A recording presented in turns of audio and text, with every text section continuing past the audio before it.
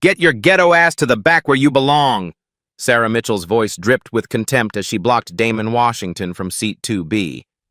Her smile was pure malice. There's been a mistake, Damon said quietly, extending his boarding pass. Bag search. Now. Sarah grabbed his carry-on and dumped everything onto the aisle. Prescription bottles scattered, family photos spread across the floor, confidential documents fanned out like fallen cards. She picked through his belongings, holding up each item. Fake paperwork, probably stolen. When Damon knelt to collect his scattered possessions, her heel pressed down on his hand. Sharp pain shot through his fingers. Don't touch anything until security arrives. Phones lifted throughout first class. Red recording lights blinked. Someone was live streaming his humiliation. Damon gathered trampled photos of his daughter's graduation, his face calm but his jaw set tight. Have you ever been judged so quickly that people destroyed their own lives trying to destroy yours? 6:47 p.m. 10 minutes to takeoff. The digital departure board cast an ominous glow. Flight 447, departure. 6:57 p.m. Red numbers counting down like a timer on a bomb. Brad Henderson, a stocky man in his 50s wearing a Rolex that caught the gate lights, pulled out his iPhone. The live stream was already running. Folks, you're witnessing something incredible here. Airline security dealing with what appears to be a gatecrasher in real time. His voice carried that entitled confidence that came with platinum frequent flyer status. Other passengers turned their heads, phones emerging like weapons. I fly this route every month for business, Brad announced, loud enough for everyone to hear. That's my seat, 2B. I specifically request it every time. This guy probably bought some fake ticket off Craigslist or something. Sarah Mitchell's badge gleamed under the harsh fluorescent lights. She held Damon's boarding pass like contaminated evidence, refusing to scan the barcode properly. Her eyes barely grazed the document. Sir, I'm going to need to see all your documentation again, she said with theatrical authority. This boarding pass seems highly irregular. The system isn't recognizing it properly. Here's my boarding pass, my photo ID, and my... Damon's voice remained steady, controlled. No, we'll sort this out at the gate desk, Sarah cut him off sharply. Her radio crackled as she pressed the button. Gate 12 to security. We need assistance with a boarding discrepancy, possible fraudulent documentation. The words fraudulent documentation rippled through the boarding area like electricity.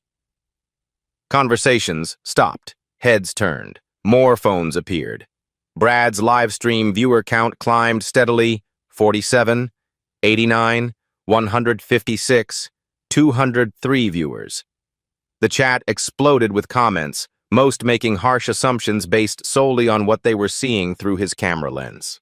Can't believe this is happening on my flight, someone muttered behind them. Should have checked his ticket at the counter, another passenger whispered. Damon moved deliberately, gathering his scattered belongings with precise movements. His prescription bottles, expensive medications with his full name clearly printed. Family photos showing him in graduation caps, business suits, formal events. One leather folder remained partially visible among the debris. Confidential, Meridian Board Meeting, Q4 Acquisition Strategy. The text was small, barely readable unless you looked closely. His phone buzzed insistently. The caller ID read, Board Assistant, Jennifer Mills. Then another call from CFO, Michael Torres. Each call Damon declined with a single swipe, his expression never changing. The leather portfolio he clutched was Italian-made, understated but unmistakably expensive. The kind of accessory that cost more than most people's monthly salary, but whispered wealth rather than shouted it. Final boarding call for Flight 447 to Chicago. All passengers should be aboard at this time, the gate agent's voice echoed through the terminal speakers. 6:49 p.m. 8 minutes remaining. Gate area security cameras positioned at 3 different angles captured every moment. The woman in seat 2A had her phone out, recording discreetly from inside the jet bridge. A teenager near the gate was filming everything for his TikTok account. The evidence was mounting from multiple sources. Sarah's radio crackled again. Her supervisor's voice was barely audible, but her body language showed growing uncertainty. She kept looking between Damon and the boarding pass, then at Brad, who was still narrating for his growing audience. "This is exactly the kind of situation that makes me grateful I pay for first-class service," Brad declared to his 267 viewers. "You pay premium prices, you expect premium treatment, not to deal with situations like this." The comments in his live stream were getting uglier by the minute. Screenshots were already being shared on Twitter. Someone had started a Reddit thread titled "Flight Drama, Fake First Class Ticket, 6:50 p.m., 7 minutes remaining." More passengers gathered at the gate, forming an impromptu audience. The boarding process had effectively stopped. Flight attendants from other gates were glancing over, some pulling out their own phones. Sarah's confidence was beginning to waver as she realized how much attention this was drawing. But with Brad's camera rolling and hundreds of people now watching online, backing down would be admitting she was wrong.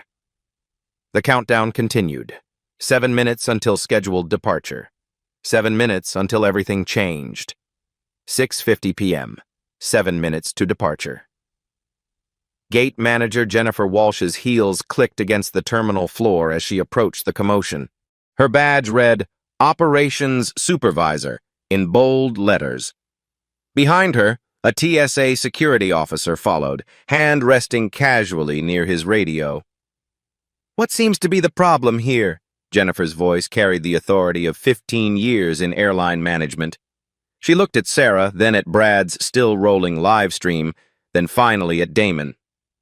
"Fraudulent boarding pass situation," Sarah explained quickly. "This passenger is attempting to board first class with what appears to be counterfeit documentation."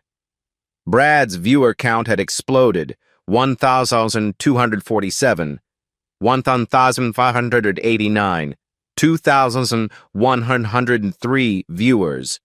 His phone battery was at 67% and dropping. The chat was moving so fast he could barely read individual comments, but the tone was clear. Ugly assumptions filled the screen. "Sir, I'm going to need you to step aside for proper document verification," Jennifer said, gesturing toward a corner near the gate desk. "We need to run this through our fraud detection system." Other passengers streamed around them like water around a rock. Business travelers in expensive suits glanced over with mixtures of curiosity and annoyance. A family with small children hurried past, the mother pulling her kids closer. "Ladies and gentlemen, this is your captain speaking," the announcement crackled overhead. "We're currently experiencing a minor boarding delay. We'll have you airborne shortly." 6:51 p.m., 6 minutes remaining. The TSA officer stepped forward. Officer David Martinez, according to his name tag, was built like a linebacker. His presence immediately shifted the energy of the situation. "Is there a security concern here?"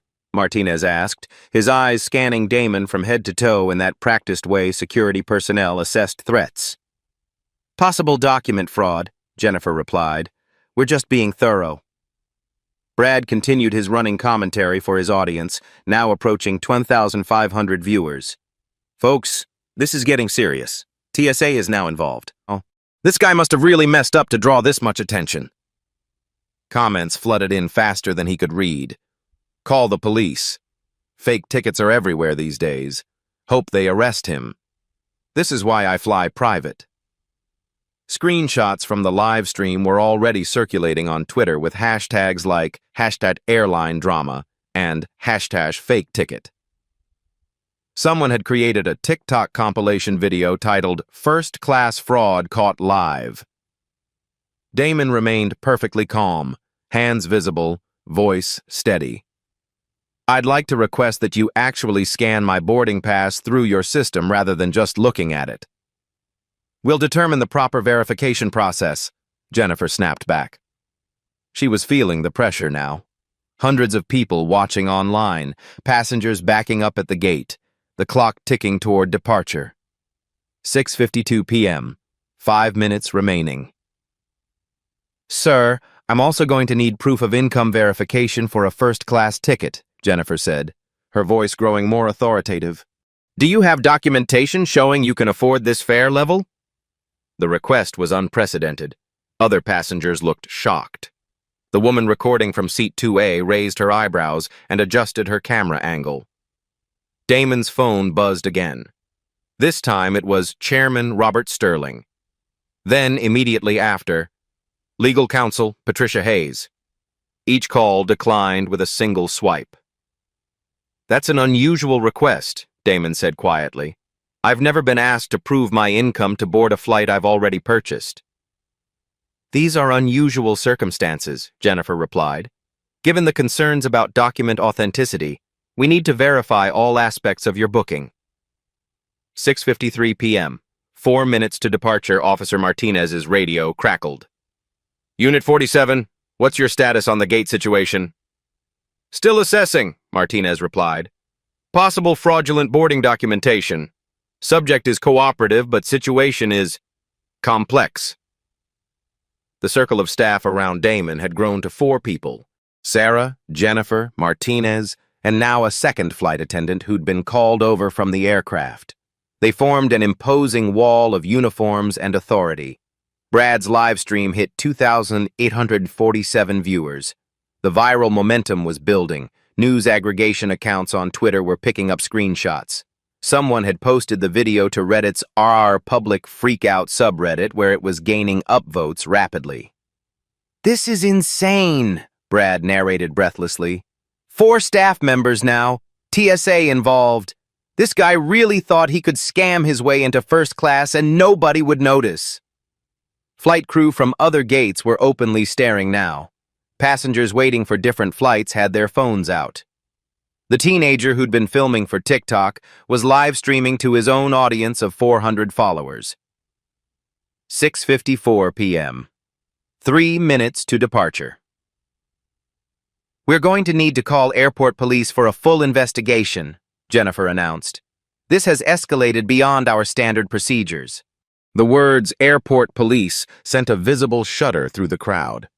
Several passengers stepped back. The family with children moved to a different gate area entirely. Damon looked at the 4 staff members surrounding him, then at Brad's camera, then at the dozens of other phones recording every moment. May I make one phone call before we proceed? He asked quietly. Sarah actually laughed. This isn't jail, sir. We're not required to give you a phone call. Jennifer nodded in agreement. You can make all the calls you want after airport police sort this out. Damon pulled out his phone anyway. The screen showed 17 missed calls from various contacts. He scrolled through his recent calls and selected one number. The phone rang once. It's Damon, he said simply. Flight 447, Gate 12, yes, now. He hung up. 6:55 p.m., 2 minutes to departure. Within 30 seconds, Jennifer's radio exploded with urgent chatter. Her face went from confident authority to confused concern as she pressed the earpiece closer. Code 7. Passenger in question is... Wait. What? Her voice dropped to a whisper. Are you absolutely certain? Yes, sir. I understand. The radio conversation lasted exactly 43 seconds. When Jennifer looked up, her face had drained of all color. Damon remained perfectly calm, hands folded, waiting. I'll wait while you verify whatever you need to verify, he said quietly. The departure board still showed 2 minutes, but time had just run out for everyone else. 6:55 p.m., 2 minutes to departure. The radio static cut through the gate area like a blade. Jennifer's earpiece crackled with urgent voices from operations control, her supervisor, and what sounded like executive-level management all talking at once. Her face transformed in real time. Confident authority melted into confusion, then shock, then something approaching panic. She stepped away from the group, pressing the radio closer to her ear. Code 7 situation. Passenger identification confirmed. Oh my God. Yes, sir. Understood completely. Brad was still live streaming to 3,200 viewers, but he sensed the shift in energy. His running commentary became uncertain. "Something's changing here, folks. The gate manager looks like she just saw a ghost." Officer Martinez noticed it too. His hand moved away from his radio. His posture shifted from enforcement ready to something more cautious. Jennifer approached Damon with completely different body language. Her shoulders had dropped. Her voice became whisper quiet, almost pleading. Sir, I think there may have been a misunderstanding," she said, trying to pull him aside discreetly. "Perhaps we could resolve this privately." But Damon's voice cut clear across the gate area. "I'd prefer to handle this publicly since it started publicly." Every phone camera swung toward him. Brad's live stream chat exploded with speculation. The woman in seat 2A leaned forward, recording everything. 6:56 p.m. 1 minute to departure. Damon opened his leather portfolio with deliberate precision. The movement was so calm, so controlled, that it commanded absolute attention from everyone within 30 feet. He withdrew a business card, simple, elegant, expensive cardstock. He held it at eye level where the cameras could focus. The text was clear. Damon Washington, Chief Executive Officer, Meridian Airlines Group. A second document emerged, corporate letterhead visible at the top. The header read, "Confidential, Merger Acquisition Proposal, Skyward Airlines, $2.3 billion. His phone screen lit up with an incoming call. "Board Chairman Robert Sterling." The silence that followed was deafening. Jennifer's face went completely white. She actually stumbled backward, reaching for the gate desk to steady herself. Sarah, the flight attendant's mouth fell open. Her hands began trembling. Brad's live stream chat went absolutely insane. "Wait, what? Is this real? Someone Google him now. Oh, sock, they're so dead. Meridian is huge. This guy owns airlines." Officer Martinez immediately stepped back, his hands raised slightly in a gesture of non-confrontation. "Sir, I apologize for any confusion. 6:57 p.m. Scheduled departure time." Brad's phone was shaking in his hands. His 3,847 viewers were fact-checking in real time. Google searches were happening live in the chat. Wikipedia links were being shared. News articles about Meridian Airlines Group were flooding the comments. "Ladies and gentlemen," Brad's voice had changed completely. The entitled confidence was gone, replaced by something approaching terror. I think we may have made a mistake here." Damon's voice remained perfectly calm, but it now carried unmistakable authority. "I was flying to Chicago to finalize Skyward Airlines' acquisition. I wanted to experience your customer service firsthand before signing the papers." Jennifer was now visibly shaking. "Mr. Washington, we had no idea. There's been a terrible misunderstanding." "That was precisely the point," Damon replied. "Now I know exactly what kind of service Skyward Airlines provides to customers who don't look like they belong in first class." Sarah tried to speak, but no words came out. She looked around desperately, as if searching for an escape route. The departure board still showed Flight 447, but the status had changed from boarding to delayed. 6:58 p.m. 1 minute past departure. Brad's live stream had hit 4,200 viewers. The story was already trending on Twitter. Hashtag Skyward Airlines was becoming a hashtag. Screenshots were spreading across Facebook, Instagram, TikTok, and Reddit. But Damon wasn't finished. He held up his phone, showing the screen to the cameras. 17 missed calls from board members, legal counsel, the CFO, and acquisition specialists. All declined while he was being humiliated on the floor of the gate area. "My board of directors has been trying to reach me," he said quietly. "They're probably wondering why the $2.3 billion Skyward acquisition has suddenly gone silent." The weight of those words hit everyone simultaneously. Jennifer grabbed her radio. "Operations, this is Gate 12. I need an immediate connection to CEO Robert Chen." Emergency situation. Corporate level. Now. Sarah was crying now. Actual tears streaming down her face as she realized the magnitude of what had just happened. But Damon still hadn't revealed his final card. What none of them knew was that this entire incident had been recorded by Meridian's corporate security team as part of standard acquisition due diligence. 3 board members were watching remotely. And the Federal Aviation Administration had specific regulations about customer discrimination that carried penalties in the millions. The real consequences were just beginning. 6:59 p.m. 2 minutes past departure. Damon's voice cut through the chaos with surgical precision. No anger. No emotion.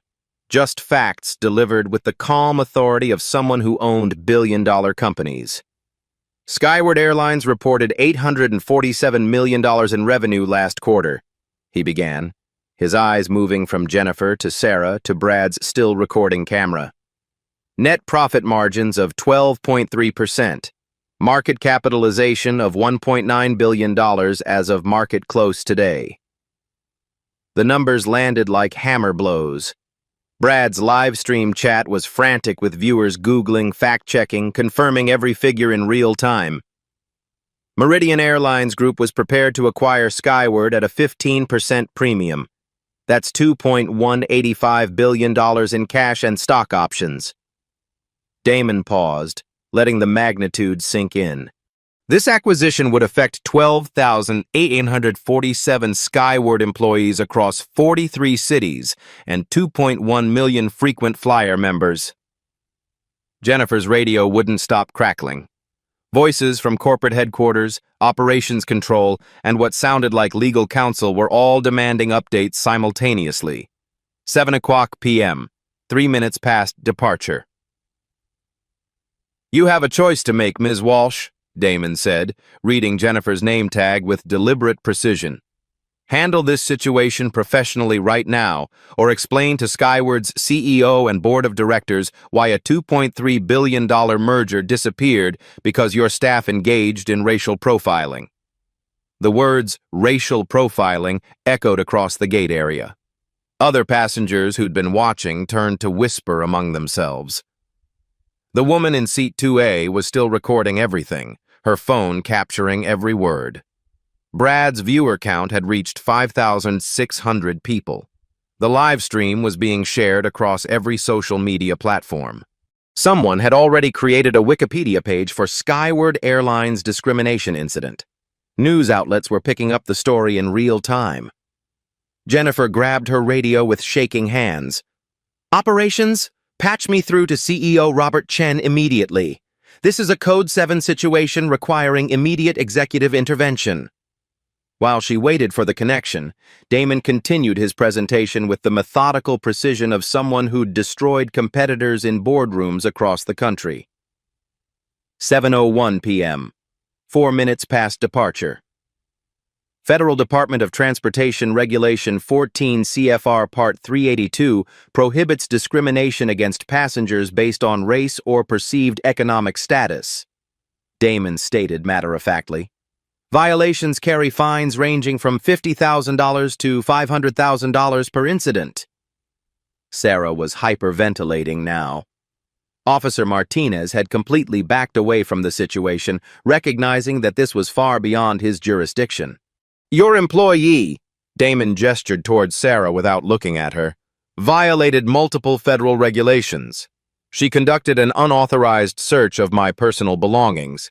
She physically prevented me from accessing a seat I had legally purchased. She made public statements questioning the authenticity of my documentation without proper verification." Brad's phone battery was at 23%, but he kept filming. His chat was now moving too fast to read individual comments, but the tone had completely shifted. Viewers who'd been supporting the airline staff 20 minutes ago were now calling for boycotts. "The corporate liability exposure," Damon continued, "extends beyond federal fines. Civil rights violation lawsuits typically settle in the 7-figure range, but this incident was broadcast live to thousands of viewers, creating unprecedented documentation of discriminatory practices. 7:02 p.m., 5 minutes past departure. Jennifer's radio finally connected her to Skyward's corporate headquarters. The conversation lasted exactly 97 seconds. Her face cycled through every stage of professional panic. When she hung up, her voice was barely audible. "Mr. Washington, I've spoken with CEO Chen. He wants to speak with you directly. He's flying here immediately.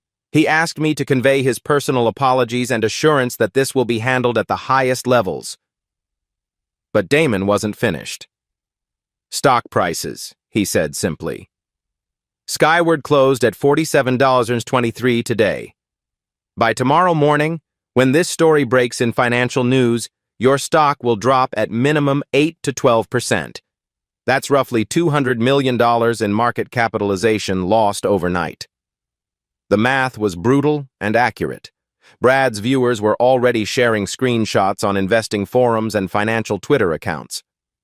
"Meridian's legal team," Damon continued, checking his phone, "has been mobilized. They're reviewing the acquisition contract for moral turpitude clauses, which allow us to withdraw from deals when the target company demonstrates behavior inconsistent with our corporate values." 7:03 p.m., 6 minutes past departure. Damon's phone rang. He answered immediately. "Yes, Patricia, I'm fine. Yes, it's all been documented. I want a full legal review of the acquisition terms within 2 hours." He paused, listening. "No, don't pull out yet. I want to see how they handle the cleanup." He hung up and looked directly at Jennifer. "That was our chief legal counsel. She's been watching your live stream." He nodded toward Brad's camera. "Along with 3 members of our board of directors. They wanted to intervene 20 minutes ago. I told them to wait and see how Skyward Airlines actually handles customer service issues." The silence that followed was crushing. 7:04 p.m., 7 minutes past departure. "I've been CEO of Meridian for 8 years, Damon said quietly. "I've flown millions of miles on dozens of airlines around the world. I have never experienced customer service like what happened here today." He gestured toward the scattered remains of his belongings that Sarah had dumped on the floor.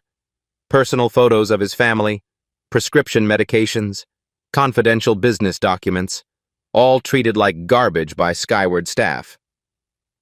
"It makes me wonder," he continued, his voice carrying across the silent gate area, "how many other customers have experienced this kind of treatment? How many people who couldn't make a phone call and have a CEO fly here immediately? How many customers who don't have legal teams and board members watching?" Brad's live stream had reached 7,100 viewers. The story was trending on Twitter under #SkywardScandal. CNN's breaking news Twitter account had just posted about it.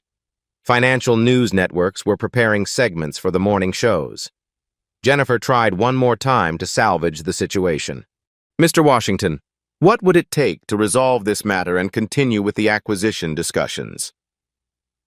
Damon looked at her, then at Sarah, then directly into Brad's camera. "That," he said calmly, "depends entirely on what happens next." 7:05 p.m., 8 minutes past departure. The departure board still showed Flight 447 as delayed, but everyone in the gate area knew this was no longer about a flight schedule. This was about whether Skyward Airlines would survive the next 24 hours.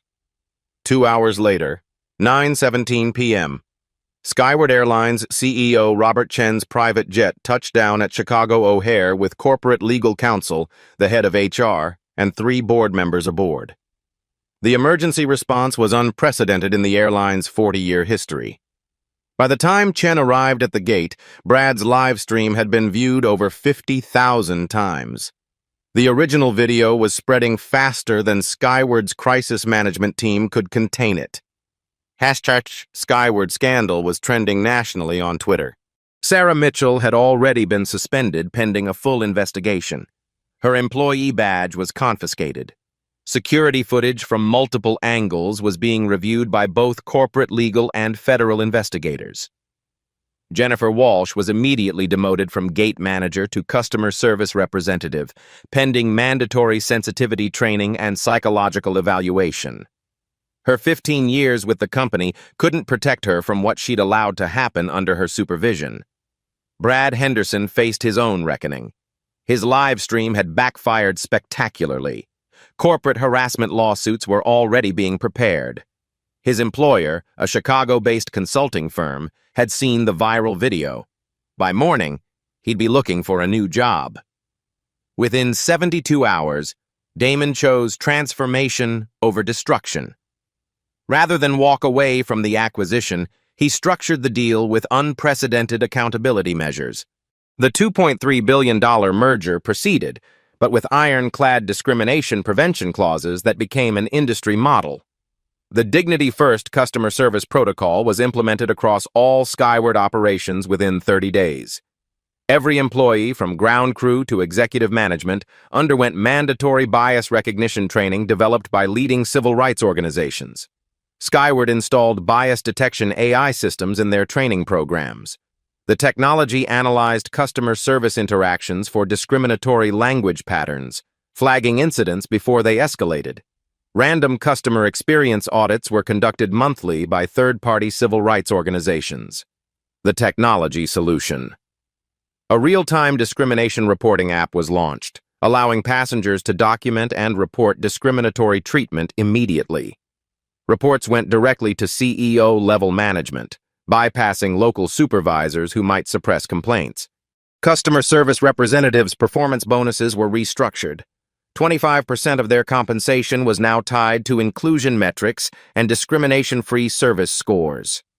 Poor ratings in diversity treatment resulted in immediate additional training requirements. Financial accountability. Damon established a $50 million customer rights fund specifically for bias training and victim compensation. Any customer who experienced discrimination received immediate financial compensation plus free travel credits. Every Skyward employee, from baggage handlers to pilots, was required to complete quarterly bias workshops. The training wasn't optional corporate sensitivity sessions. It was comprehensive research-based education about unconscious bias in customer service.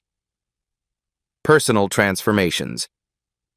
Sarah Mitchell, after her suspension, voluntarily enrolled in a 6-month cultural competency program at Northwestern University.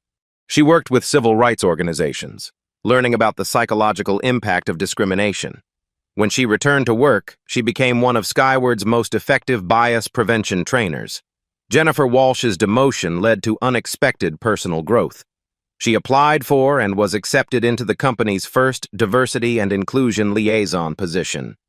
Her intimate understanding of how discrimination could escalate made her uniquely qualified to prevent future incidents. Officer Martinez, the TSA agent, testified in favor of new federal guidelines requiring law enforcement to receive additional discrimination training before responding to airline customer disputes. Systemic change. Within 6 months, the Federal Aviation Administration launched a comprehensive review of discrimination practices across all major airlines. Damon's testimony before the House Transportation Committee led to new federal requirements for bias reporting and prevention. The Washington Standards became industry terminology for customer service excellence, regardless of passenger appearance or perceived economic status. Airlines that failed to meet these standards faced federal investigation and potential loss of operating licenses. Customer discrimination incidents across the airline industry dropped 67% within the first year. Anonymous discrimination reporting systems were adopted by every major carrier.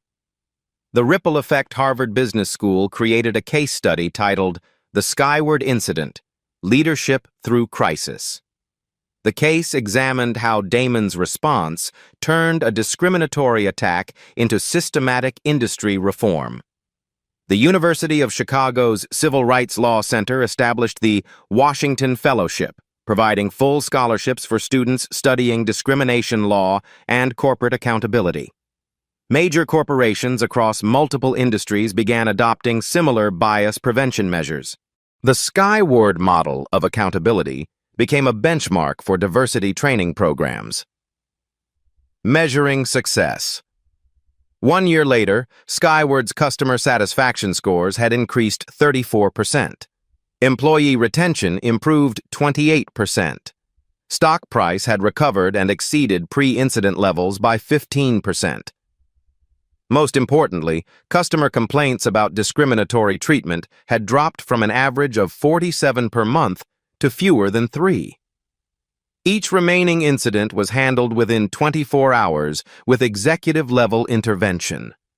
The woman who had recorded everything from Seat 2A, Dr. Amanda Foster, became a consultant helping other airlines implement similar bias prevention programs. Her footage became training material for customer service representatives nationwide. The ultimate victory. Damon Washington proved that intelligent leadership could transform systemic discrimination into lasting institutional change. Instead of seeking revenge through lawsuits or public humiliation, he used his power to ensure no other customer would endure what he experienced that night. The annual Dignity in Travel Scholarship, funded by the settlement, provided full college scholarships for students from underrepresented communities studying hospitality, transportation, or civil rights law. By choosing systematic reform over individual punishment, Damon had created something far more valuable than revenge. He had changed an entire industry's approach to treating customers with dignity, regardless of how they looked or what others assumed they could afford. 1 year later, Damon Washington stood in the same gate area where his humiliation had been broadcast to thousands of viewers. Gate 12 at Chicago O'Hare now featured a small plaque, "Dignity in Travel, committed to excellence for every passenger." The transformation was complete, but the lessons had spread far beyond one airline. That night on Flight 447 had demonstrated something powerful. Intelligence defeats ignorance, but only when combined with the wisdom to choose systemic change over personal revenge. Damon could have destroyed careers, bankrupted individuals, or walked away from the deal entirely. Instead, he chose the harder path, creating lasting change that would protect countless future passengers from experiencing what he endured. Data and facts had proven more powerful than assumptions and bias. When confronted with evidence of Damon's true identity and corporate power, every person involved had been forced to confront their own prejudices. Quiet strength had achieved more than loud anger ever could. By remaining calm under pressure, documenting everything, and responding strategically rather than emotionally, Damon had turned a moment of personal attack into an opportunity for industry-wide transformation. The Meridian Skyward merger had become the gold standard for inclusive business practices. Other CEOs regularly contacted Damon for advice on implementing similar bias prevention measures in their companies. His quarterly Leadership Through Dignity seminars were attended by executives from Fortune 500 companies across multiple industries. The waiting list for his consulting services extended 18 months. The Washington standards were now taught in MBA programs at 12 major universities. Business schools used the Skyward incident as a masterclass in crisis leadership and turning adversity into systematic progress. The federal Passenger Bill of Rights had been expanded to include specific protections against discrimination based on appearance, perceived economic status, or racial profiling. Airlines that violated these standards faced immediate federal investigation and potential loss of operating licenses. Social media platforms had improved their harassment policies partly in response to how Brad's live stream had amplified discriminatory behavior. New algorithms detected and limited the spread of content that promoted bias or harassment. The ripple effects extended beyond transportation. Hotels, restaurants, retail stores, and other customer service industries had adopted similar bias prevention training programs. The Skyward model became synonymous with dignity in customer relations. Customer discrimination incidents that once went unreported were now documented and addressed. The anonymous reporting systems Damon had insisted upon gave voice to customers who previously had no recourse against discriminatory treatment. Monthly dignity audits were conducted at airports nationwide. Mystery shoppers from diverse backgrounds tested customer service quality across all major airlines. Results were published quarterly, creating competitive pressure for continuous improvement. The scholarship program had awarded full college tuition to 127 students from underrepresented communities. Many were now working in hospitality, transportation, and civil rights law, ensuring the next generation of leaders would prioritize dignity and inclusion. Damon's story proved that the most profound changes often come from the most painful moments. Discrimination and bias still existed, but they no longer went unchallenged or unaddressed. Every person had the power to choose how they responded to injustice. They could react with anger and seek revenge, or they could channel their experience into creating systems that protected others from similar treatment. The most effective leadership happened not through force or intimidation, but through strategic thinking, documented facts, and the wisdom to transform opposition into opportunity. Have you witnessed discrimination during travel? In restaurants? In retail stores? Your voice matters more than you realize. Share your story in the comments below. Every documented experience of bias or discrimination becomes evidence that drives the next wave of change. Your comment could be the catalyst that transforms an entire company's approach to customer service. If this story inspired you to believe that quiet strength can change the world, share it with someone who needs to see that dignity and intelligence triumph over ignorance and prejudice. Companies are watching. When stories like this go viral, corporate policies change overnight. Your sharing creates the social pressure that forces businesses to treat every customer with respect. The passengers who recorded that night at Gate 12 didn't just document discrimination. They became part of the solution. Their cameras held people accountable. Their voices demanded change. You have that same power. Subscribe to see more stories of people who turned their worst moments into systematic transformation. Because every act of discrimination defeated makes the world a little more just for everyone who comes after. The next time you see injustice, remember Damon Washington at Gate 12. Stay calm. Document everything.